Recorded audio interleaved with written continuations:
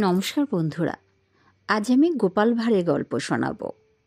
গল্পের নাম টাকার রিমঝিম মিষ্টি আওয়াজ। রাজা কৃষ্ণচন্দ্র একদিন জানতে চাইলেন কিসের আওয়াজ সবচেয়ে মিষ্টি। মন্ত্রী বললেন, মহারাজ, বীণার আওয়াজই সবচেয়ে মিষ্টি। রাজসভার গায়ক বললে, তবলা, জলতরঙ্গ বা সারেঙ্গির আওয়াজও কম মিষ্টি নয়। কীর্তনিয়া শ্রীপদ দাস বললেন, শ্রীখোলের আওয়াজও মিষ্টি। সবার সকলেই যখন বিভিন্ন বাদ্যযন্ত্রের মিষ্টান্ন নিয়ে গবেষণা করছিল, গোপাল তখন সকলের অলক্ষ্যে ট্যাগ থেকে একটা রূপোর টাকা বের করে মেঝেতে টুং করে আওয়াজ করল।